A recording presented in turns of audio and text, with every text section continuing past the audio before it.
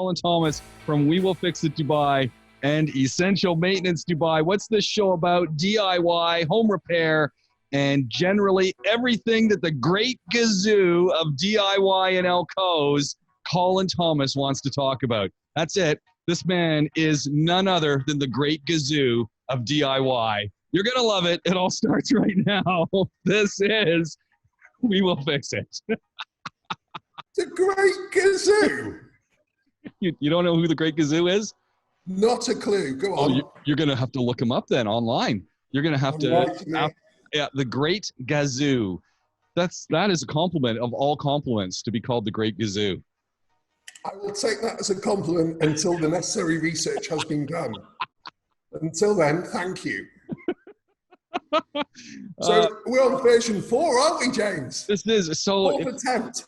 So we tried to do this the other day, as we do, and we had failure on all sides. I don't know. Zoom let us down, and it happens, right? Well, it was like multiples, as we've kind of fathomed, haven't we? So first of all, I didn't have Zoom version 5, so I then loaded in Zoom version 5, and that kind of didn't really work, did it?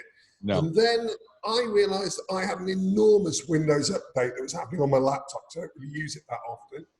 And then you were just mentioning all sorts of issues that you had on your end as well. Well, and that's it. You know, is it the router issue? Is it bandwidth issue? In fact, today I decided I would tether to my phone because I was doing the speed check because I'm upstairs in the house, and I know my wife's also doing some Zooming today with her classes. And I thought, you know what? I'm going to tether to the phone, use my mobile data link instead, and all sorts of little things were going wrong on this side as well. So it's, the message is don't mess with anything. The problem is everybody else wants to use our conference room, which I think is a little bit unfair. It should be my dedicated podcasting room. And as a result, each time I have to kind of clear away and then put it back together again. And it seems like today, this camera is not in the mood to work very well. So I'm going to keep trying to move keep going into I want to have some Led Zeppelin Stairway to Heaven playing in the background because you keep going in and he's climbing the stairway to heaven. It goes out. Oddly enough, without my glasses, that's pretty much the same view that I have. So, I try and keep these off because Dan keeps thinking that I look like a granny, which I think is an absolute outrage. But with me, my goggles on, it has helped. My eyes now can focus on me. There you go. Maybe the screen needs this. Maybe that's it. Right, come here, you. Yeah, there we go. Oh, that's not bad at all. Hey, that's pretty good. That's not bad, is it? Yeah, no, that looks good. Maybe not.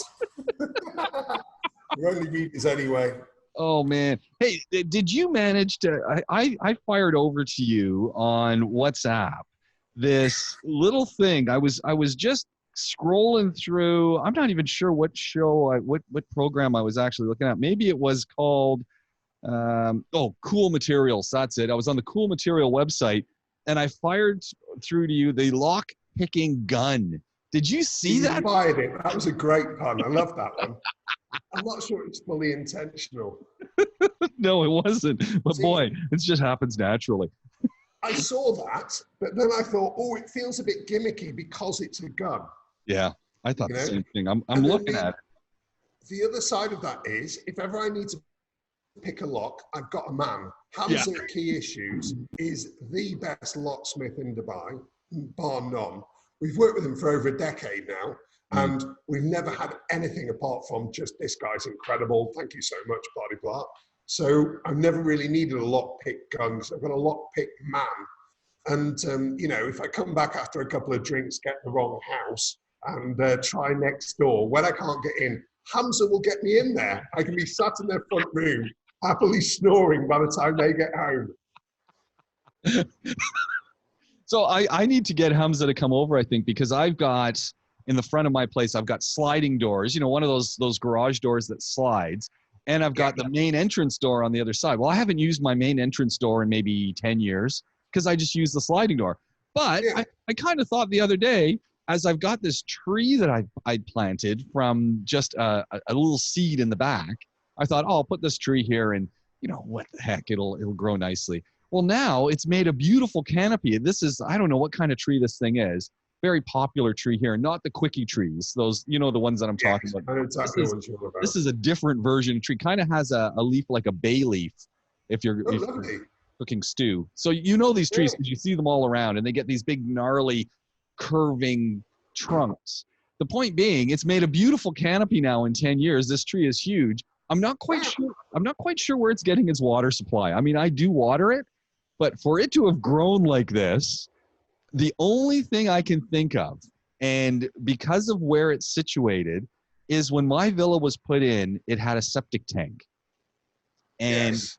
and then we went to a sewer system. So they blocked off the septic, and now all of my refuse runs into the sewer system. All I can think of is this plant has a root system that goes down into the old septic tank because it's giant and it can't be giant from the amount of water that I give it. Yeah, how bizarre. But then the septic tank, if it's been blocked off, the only thing that would be filling that, assuming that it had a leak at all, would be groundwater, wouldn't it? Yeah, yeah. And that's all I'm thinking is maybe there is groundwater in there or something. I don't know. It's very odd. How bizarre. How Yeah. bizarre, indeed.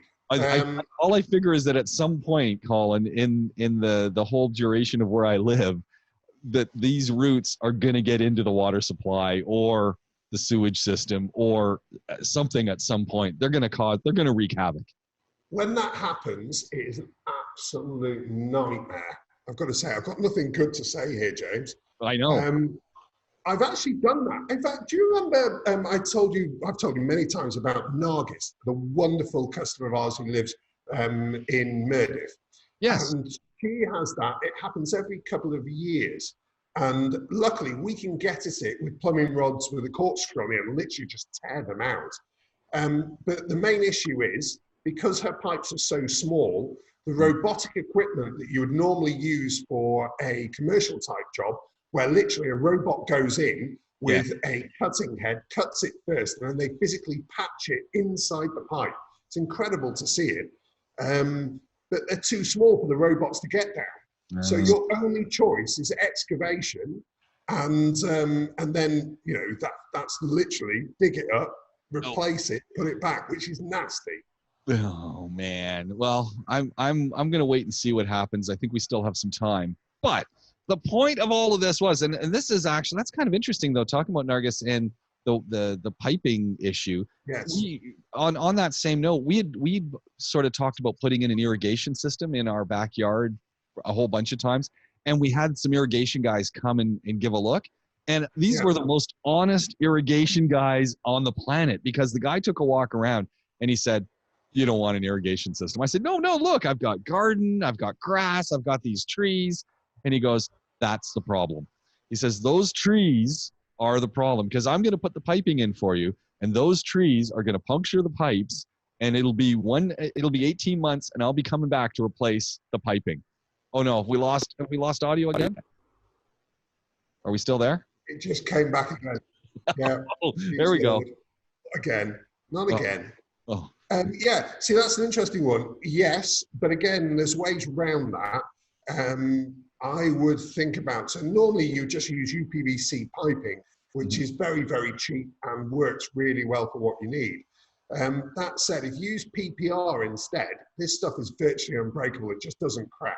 That's the hard one that they use on the roofs of our villas and stuff, right? Yeah, normally green. More difficult to install because it's plastic welded to join it rather than just being a standard cement. But anybody who knows what they're doing with it can work so quickly. And although it's more expensive, it's not expensive. And the thing with that is whatever goes at it, it'll just bend. You can bend like a 3 meter length. You bend in half, it won't snap. Really? So there's ways around it, and it's so weatherproof. It's just an incredible material.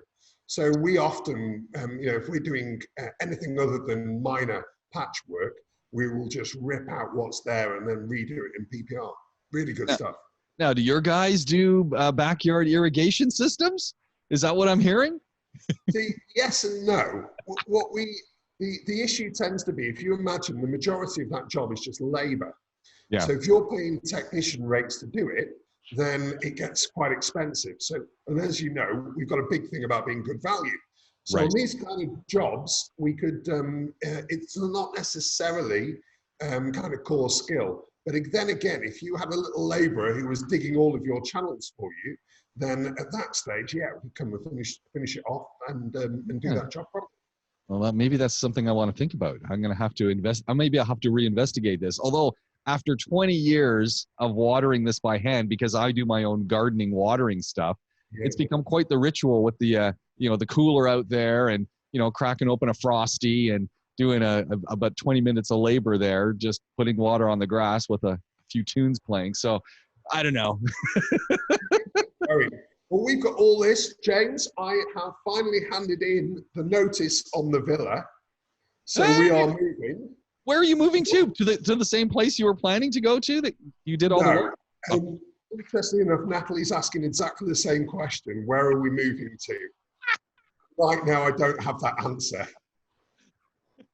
What? I know, it's utterly insane. But it's not the end of the world. We've still got 2 months. But I kind of decided that we hadn't gambled in a while. So let's gamble with the entire family. And what's the worst that could happen? We've got a tent. I know. There's only an upside to this. I know this guy who does car repair who's just moved into a great community, and he told me about this wonderful woman who knows everything about all the neighborhood. So you could actually probably get a great little villa with all of the intelligence on your neighbors before you move in. Hey, I think you know this woman as well. My mother-in-law. It's quite something. Mazza, yeah, her level of knowledge, literally, I'm not sure that she isn't already employed by the FBI because she's so unassuming, yet her level of knowledge and detail is just incredible. And, it's odd because I don't think she's even got binoculars, yet she knows way beyond standard visual distances. So I don't know. I mean, you can't even call her a nosy neighbour because that would be diminishing the level of professionalism that she works with. But yeah, any animal, pretty much in Mira, she is fully aware of where they live, what their entire habits are for walks, whether they are being walked enough. So if you are in Mira, you go for a walk with your dog, and a lady who will never claim to be over 60 gives you a dirty look, you need to think about how often you're walking that dog and the timings as well. If you go out beyond 7 o'clock in the morning or before 7 o'clock at night, she will give you the filthy stare. So you need to be aware that this lady is lurking in the neighborhood. This is awesome. So let me back up for a second. And for those who haven't listened to previous episodes, you need to. Colin had this spectacular villa that hadn't been lived in 9 years. He had it all sorted out. You had gone through the entire kitchen, how you were going to remodel it. We did a whole show on this because it's great tips. 7 versions of the garden, 3 versions of the kitchen design.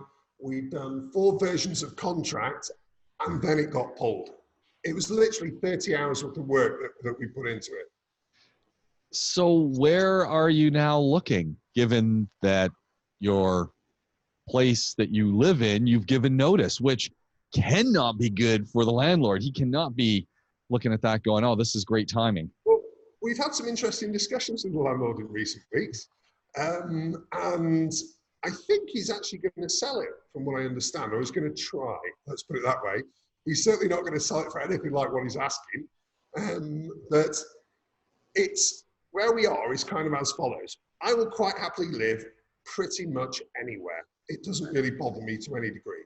But Natalie, quite understandably, is looking for a next step family home. And I do hugely respect that. Also, now that I have said we are leaving, she quite rightly is expecting something that is better than what we've just left, which I totally understand. So, but she's added a few extra parameters which are proving a little bit difficult. So important to us, and actually to any young family with active kids, is we want to be able to see them playing in the garden. We would really like to have a pool in the next place so that the kids can have a good splash around, and along with the crazy puppy. And we need a kitchen that has a really good flow into a living area so that we can still see the kids, because we live around the kitchen. Yeah. But if you imagine, that's almost the polar opposite for the local populace here that traditionally wouldn't cook themselves and instead would have support staff to help in those areas.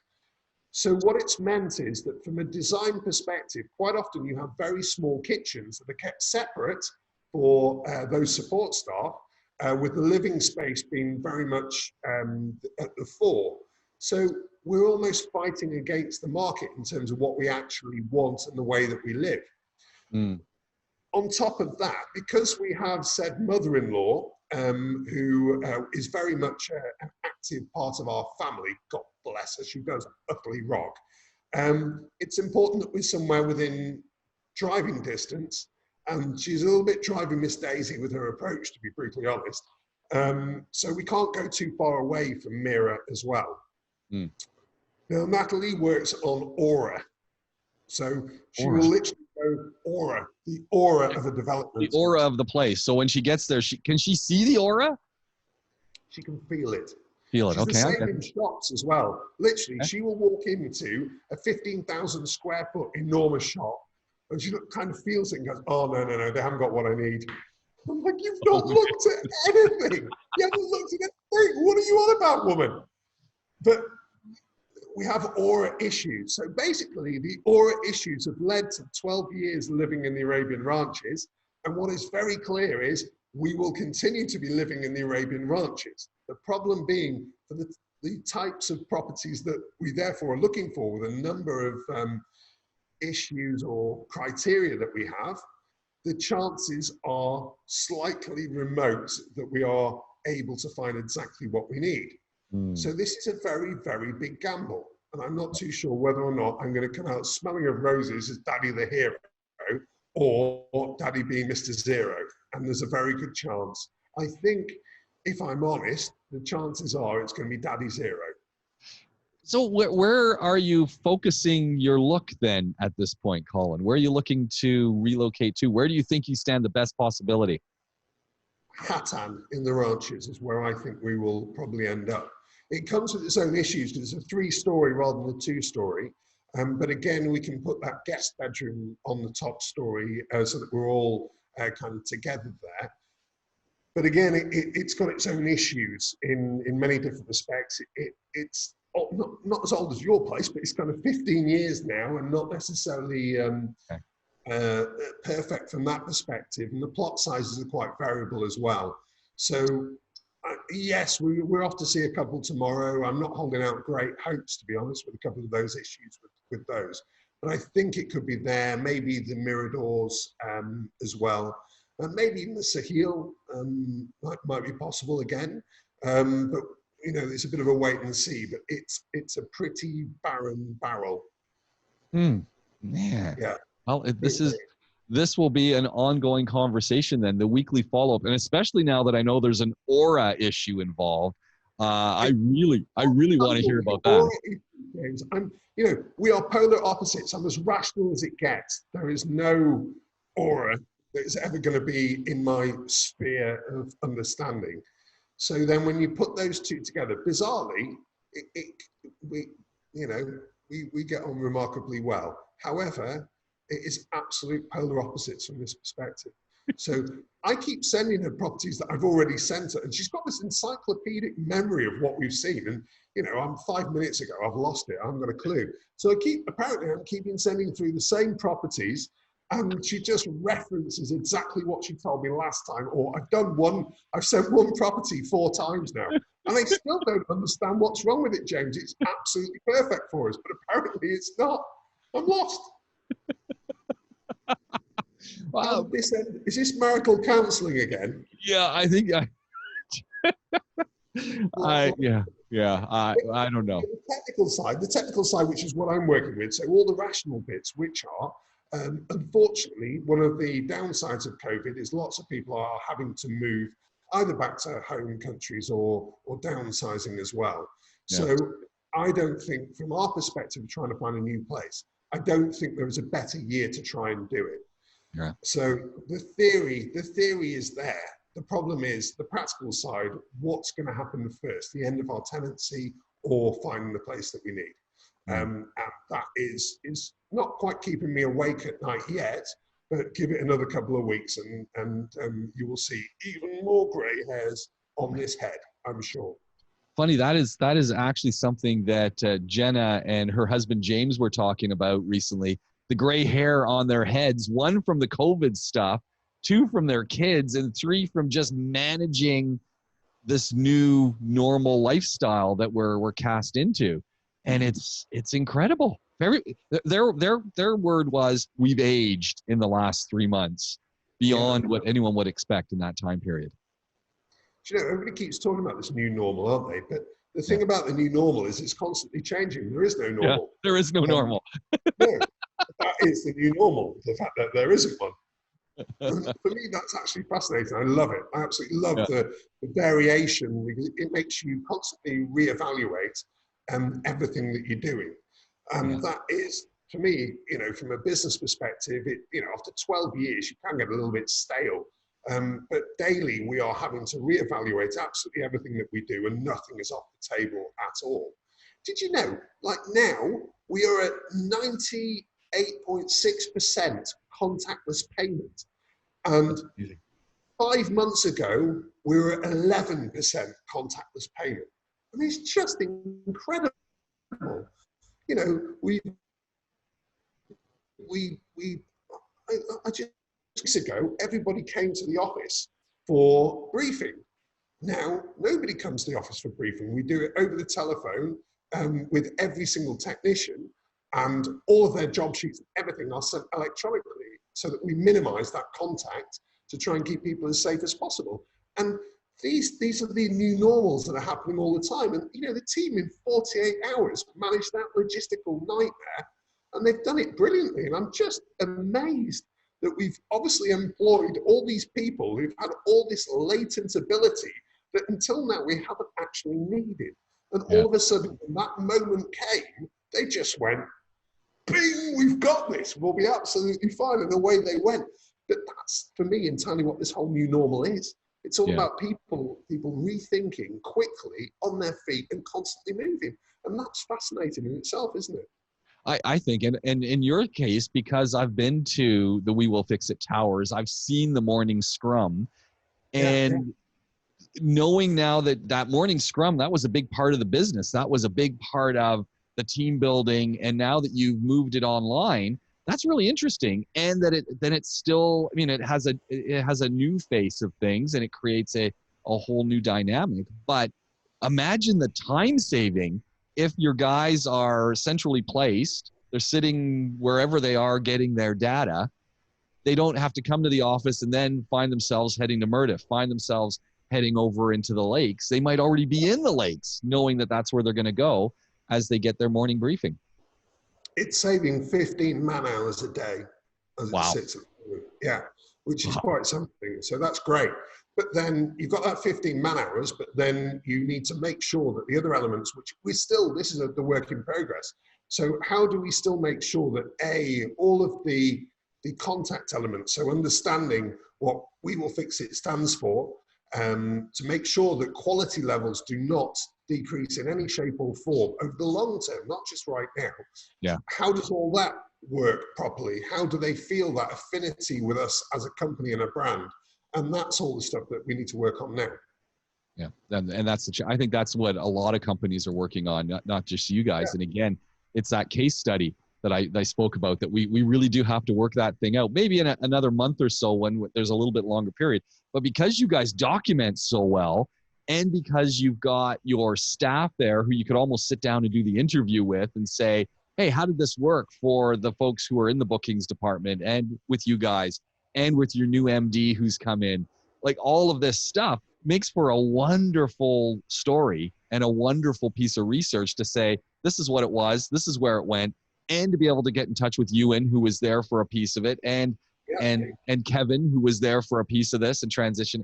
I mean, that story, it needs to be recorded. It needs to be put into a document that can be shared, because your guys is success and embracing of change in a service sector economy. So yeah, One day, I'm thinking research paper here.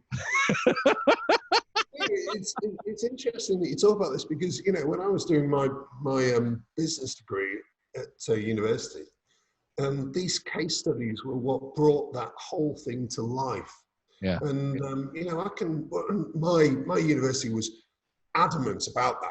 They used to use the buzzword that the idea for us is to treat you was to teach you within business, not teach you about business. Right. And it really is. It's something that actually one day, if we can work out a way of doing it without giving away too many trade secrets, we'd absolutely love to do. Yeah, You know, and I think that's the key is like you said, it's finding that fine balance, because part of the reason this is work is because of the way your company is, and that's the DNA of the company, and that DNA is what you don't want to give to the other guys who are driving around in some dodgy colored van that's trying to capitalize on name recognition that you guys have got. Yeah, I think I've just lost you again. Can you hear me? Yeah, I can hear you perfectly. Are you able to hear me? Back. Yeah, you're I back think again. jumping in and jumping out. So you know what, Colin, we want to jump right back into where we left off last time. And this was, you know, the simple question, do I need a power washer? And that was what we wanted to talk about. Well, sorry, not power washer. Do I need a compressor? And we already talked about power washers, but do I need a compressor? And the reason I wanted to talk about compressors is because I've started seeing more and more of them in the garages by my house. So, you know, folks have got these things, and I'm starting to think I need one of these things. And I don't know. I figured who would be better to talk about compressors, why I need one and what I need, than the great Gazoo. The great Gazoo. I'm still going to have to look into this. Okay? I might come round your house with a baseball bat if it doesn't read so well. Be aware. Well, here's an interesting one, because probably we have two different perspectives, which is we have the domestic perspective, which maybe I can give you a bit of insight on. Then we have the commercial perspective with Glenn and the compressors that he kind of uses. But when it all boils down to it, bigger is better. That's kind of the standard scenario. And the only curveball that comes into that is if you need portability. If you need portability, then it comes at the negative of capacity. And capacity is normally measured in cubic feet per meter, which is basically how much air can it pump out per minute. And for me, I'm always about bigger is better. We'll be able to transport it somehow. So we hold an absolute monster, and I absolutely love it. And it is supposedly the biggest size that you can get that comes with wheels and is technically portable. But it takes realistically like 3 guys to get the thing lifted. And this is at your house. This is at your home. No, I keep it at work. But I bought it originally, and we must have been like a year into Jim Will Fix It back in the day. So probably about 2009. And I was going to a house sale, I think for a light for home. And they had this absolute monster in the garage. And then the guy said, "Oh, I need to get rid of it, but it's not really worth anything because I got it in the US, so it's 115 volts, and I don't have the transformer." Well, at that point, I'm like, "Bing! Yes, this is me. I've got it. It's a problem. I'll have a problem job any day of the week." So I offered him virtually nothing for it, and he'd never used it, which is just ridiculous. This enormous husky. So I think it's about a 3.5 horsepower, something like that. And actually, we then never used it for a few years. I obviously got the transformer to make sure that it all worked. And then the kind of jobs we do, we don't really need them. It's just not the kind of quick in, quick out work that we do. It's normally project work where you would need it. So what kind of projects would someone actually need a compressor for? Okay, so let's start off at the kind of the low end for what you might need at home. So let's imagine, first of all, tire inflation. So if you were an off-roader, for instance, then tire inflation is kind of a standard thing that you would need. The one issue there is, again, we talked about portability, didn't we? And you would want something that was able to run, ideally remotely. So if you were out and about, you probably use one of these cigarette lighter, big grunter. That's the one, isn't it? The big grunter, yeah. Yes. Let's not go there, James. Now, so you'd have that for out and about, but the problem with those is because they're running off a standard 12-volt cigarette holder, or alternatively directly off your car battery, they may well take ages to actually inflate a tire. However, at home, what you may well want is something that literally can just set it quickly ready for the road, in which case a small compressor will be able to do that job for you, okay? And when we say small, normally that's kind of sub 3 cubic feet per minute is about where you're working at on the whole. Next, you go to kind of that mid-range. The mid-range will do things, so certain air tools require a larger volume of air than others. And kind of the mid-range tools that you're talking about are things like a nail gun. If you're into construction, it may well be that for speed, rather than using a hammer, you would prefer to have a nail gun. And those are quite variable in terms of how much they require. The traditional kind of pin type nail guns tend to take less because they use very slim nails in effect. But if you want something that's able to, like a framing type gun, it normally requires quite a lot more. So you'd then be in the up to kind of 5 CFM range for that kind of thing, which is probably where my Husky sits. It would sit at that kind of level. If you were starting to get to kind of the pro level, if for instance you wanted to do car spray, panel of a car, or you wanted to do room spraying, so maybe it would be like kitchen cupboard doors, that kind of thing. For that, you need a large volume of air that's coming through, and that's when you need a really big piece of kit. So normally you consider that to be like 5.5 CFM or more. Now, the problem with those, obviously, is portability is then an issue. So having a fixed location tends to be the way that operates on the whole. So depending on what your application is, depends on what compressor you therefore need and what size that needs to be, and therefore cost obviously is a component of that. I'm thinking one of the reasons a lot of people might want a compressor, they might go for a blower, but this is that big complaint that you guys constantly have when you talk about essential maintenance is someone hires someone to wash down their brickwork because of sand. A compressor, you can blow the sand away. You can make some nice dust. You blow it all off. That to me sounds like a much better use of resources. Yeah, but this is always the argument with garden blowers, isn't it? Which is, yes, you're blowing it, but one gust of wind and it ends up back where it started. So you kind of need to remove a vacuum rather than a blower. It's just going to come back anyway, though. You're just doing it for... We can go back to power washers here, which is with the big long lance that we've got as well. That works a lot better for facade cleaning than just air alone, I think. So you need to be really close to make that actually work effectively. Yeah. So I'm thinking, generally speaking, unless it's filling up your car tires, filling up your inflatable pool, there's how many of us are going to use a nail gun? I actually think having a nail gun might be a good idea to make you do more work projects. But really, are there other uses for these compressors then that we might want one for? Pretty much everything that you can get as an electrical tool, you can get as a pneumatic tool. So again, angle grinders, all this kind of thing, in any professional environment, you'll see that they normally will use pneumatic rather than using electric, just because they last for longer. And again, if you're in an environment where you've literally got that available, they can be significantly quieter, which is a big benefit. Again, depends on which compressor and where you've located it. They can use less power as well. So there's lots of reasons for using them. But again, what you can generally get pneumatic, reversely, you can get electric.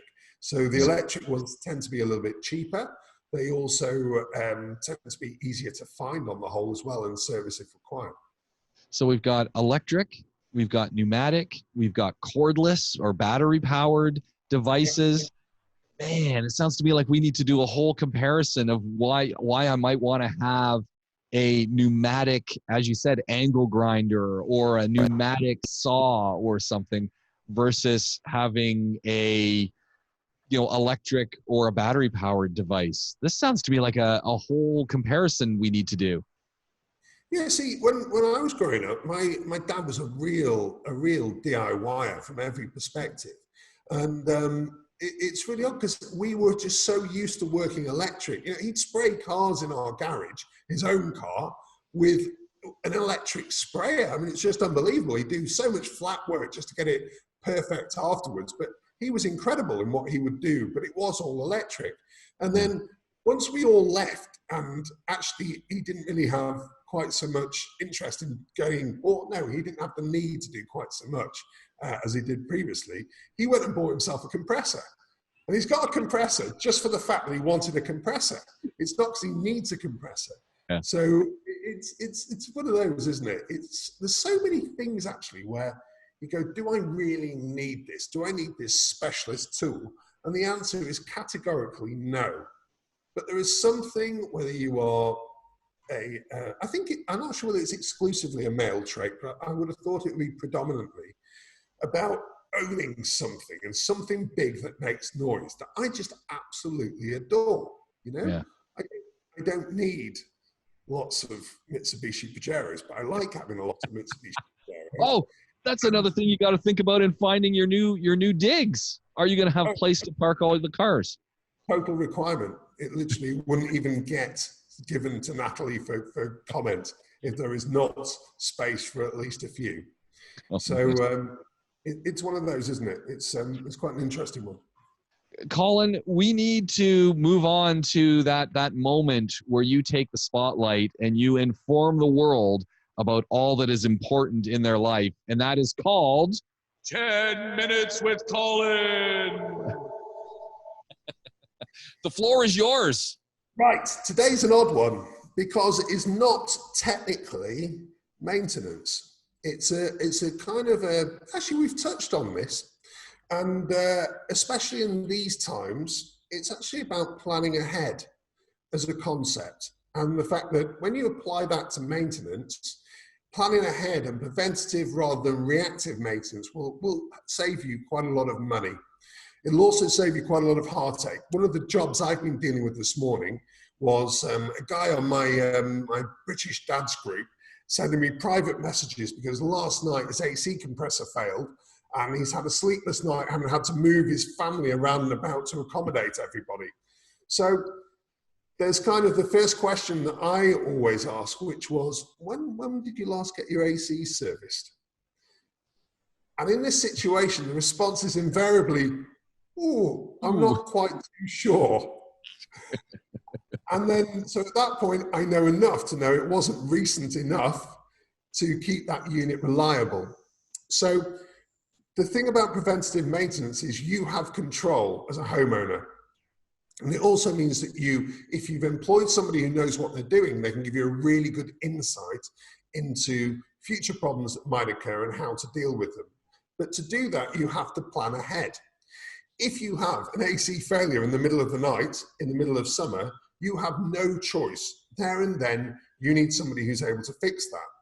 Now, the problem is this time of year, and literally right now, is the absolute peak for any decent maintenance company to say, we're blitzed. We're absolutely blitzed. In fact, if you make a phone call to an AC company and they say, oh, we can be with you in 1 hour's time, you need to ask them very, very carefully, why is that? Why are you able to get to me in 1 hour's time and what should be your absolute peak? Because in truth, if they've got space in 1 hour's time, they're probably not very good at what they do. So you need to research very carefully. Conversely, it's possible they've just had a cancellation and you've been very, very lucky, but you've got to kind of wait and see on that one. So planning ahead is absolutely critical. So what would I suggest? Actually, I had this one last night, James, as well, which was, I've got a property that I'm moving into. What do you suggest that I need to do to it now? Okay. Now, the natural answer, if you are a less scrupulous maintenance provider, is you need everything.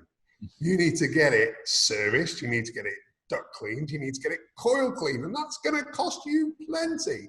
But that just isn't the right answer. The right answer is Get the unit serviced because that is the cheapest option. Pick a quality provider who will inspect your ducts and inspect your coils and provide you with pictures so that you can make that decision as to whether or not you want to go ahead with that additional work, and you have control as a customer. So that planning ahead also gives you an idea of elements that may well fail in the future but aren't failing now. So you can plan ahead with your budget to work out when you actually want to get that done. Do you want to leave it until they fail in the middle of the night, in the middle of summer? Or do you want to leave it until you've got another paycheck and it's not going to be so painful to get that work done before that failure occurs? That is planning ahead with a decent provider of maintenance services, which is really, really critical in my opinion. And I call that 10 Minutes with Colin. I think that's the first one that I've done in under 10 minutes. I think it I'm is. 4.5 to 5 there. You caught me off guard.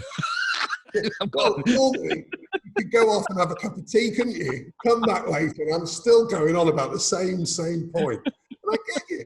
Just today I'm feeling quite succinct for once. How rarely does that happen, James? Oh man, I thought that was excellent. And I agree with you 100%.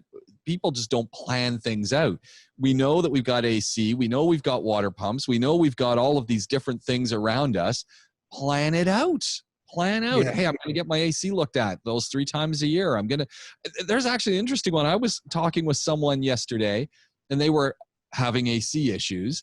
And they were told, you need new thermostats, and there's not a thermostat to be found in the Emirates at the moment. And I went, really? That's interesting. And yeah. Ponder on that one. Who have you been dealing with, I'd ask? And that's what I kind of went, time to deal with a different AC company, because even the guys who come and do us, who are one of the companies that are recognized in the UAE, they rock up with a box of thermostats if you need them.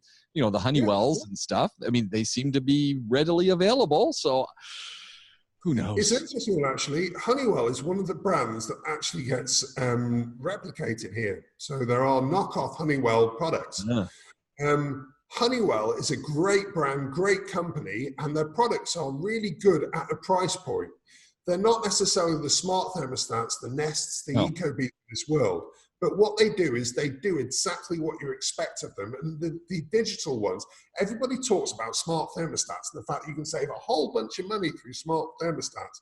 Actually, that's true, but you can do exactly the same for like a quarter of the price by using a non-smart digital thermostat. And Honeywell make the cheapest and most reliable ones of those. The big difference is you won't have the level of communication that you have. You won't be able to operate it off your phone. You won't be able to program it yourself quite as effectively. You'll still get programs there, and you'll probably have to read the instructions. It isn't necessarily going to be the easiest of the user interfaces to work with, but it will provide you a very similar saving by using that budget thermostat.